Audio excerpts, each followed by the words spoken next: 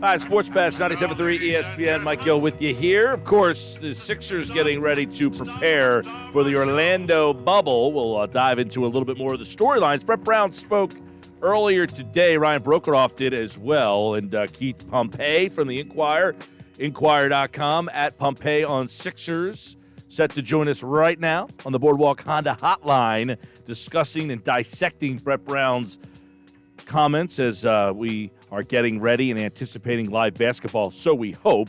And he joins me now here on the Sports Bash on 97.3 ESPN. Welcome back, Keith. How you been, pal? I'm been well, man. How you been? All is as well as I guess we can expect it to be. But I guess today, hearing Brett and getting the feel of asking on-the-court questions gave a little bit of normalcy there. And a couple of the key points, I guess. Number one, I want to get your take on the whole Joel Embiid and what kind of shape he's in. Has anybody actually seen Joel recently? I haven't. I mean, I've seen pictures of him, stuff like that, but no, I haven't.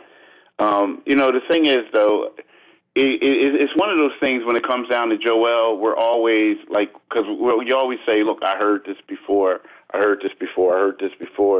But, but it's weird because, you talk to people, and they did say months ago that he was working out 6 days a week.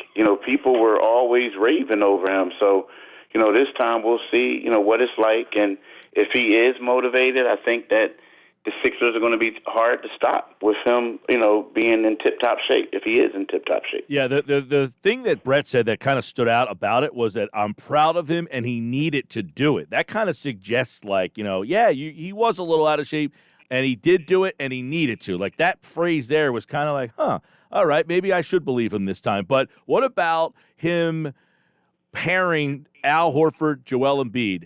Is that something he's going to go back to when they get back to action?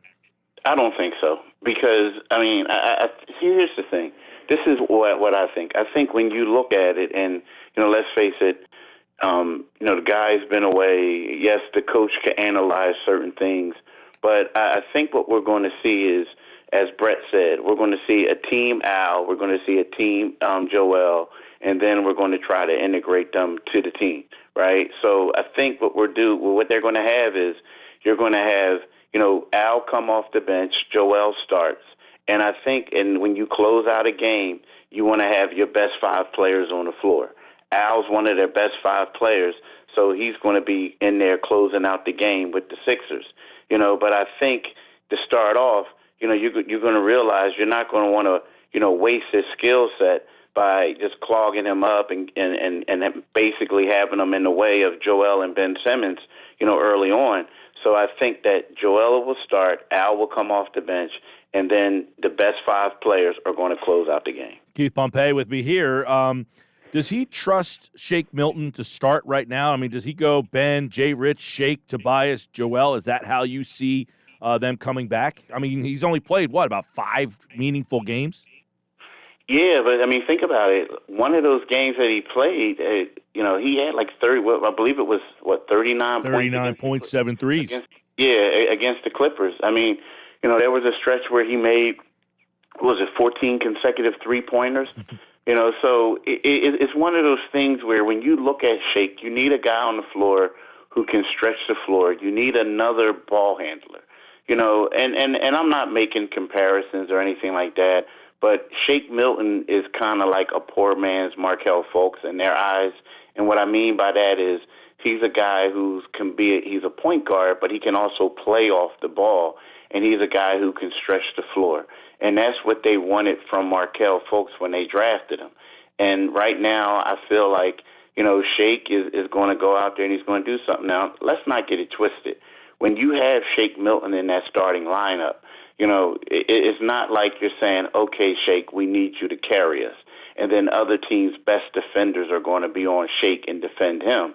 No, it's like he's going to be a complement player to Joel, Ben, you know what I mean? Yeah.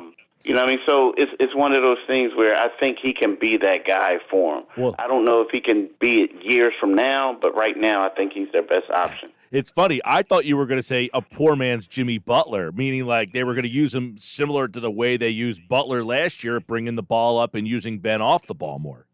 You know what? I think that we'll see that. And see, here's the thing. I mean, I think that what we do is when we want to analyze the Sixers, we just got to. I know it's been a long time, but we have to think back to some of the things we saw early on, like how you go back to when they played the Brooklyn Nets in Brooklyn, how Ben Simmons played like power forward and played center, and he dominated. And then how when they went to Atlanta, he was a power forward in most of the game and dominated. And Brett Brown was always saying that, you know, I'm going to have it to whereas Ben is going to play a lot off of the ball. We're trying to get him ready for that. So when you look at it, yes, Ben Simmons is going to be the point guard. He's going to be listed as the point guard. But as I see it as if that, you know, there's going to be times where Shake Milton brings the ball up. Ben Simmons is going to be stationed in the high post. Shake's initial pass is always going to be to Ben Simmons. And then Ben Simmons is going to quarterback the gym. You know, that's how I see it. Now, it could change, but to me, that's the things they were doing, you know, before Ben got hurt. And they had a lot of success with it. Now, so I think that's what we're going to see. Keith Pompey's with me here on the Sports Bash. And, you know, interestingly enough, Ben, Shake, Joel, Josh, Tobias, they have not been on the floor 1 minute together the entire year. Do you anticipate him using because let me ask you, these 8 games, do they mean anything? I mean, if they're the 3 seed, the 6 seed, the 4, the 5, does it matter? I think, you know, it depends. Like, you know, my question is if you're the 4 or 5 seed, it doesn't matter, right? Like, it doesn't matter if you're number 5 and you're locked in. You know, you're going to be locked in at number 5, or maybe you could go up to number 4. Even if you lose a game, well, then you may start resting the big fella, Joel Embiid, just to make sure that he's ready for the playoffs, right? But if there's a chance that you can become the number 3 seed, you know what I mean, and then you will face the 6 seed, I think it really does matter just because of the next round. Because then you avoid playing the Milwaukee Bucks. Mm-hmm. You know, you avoid playing the Milwaukee Bucks in the second round.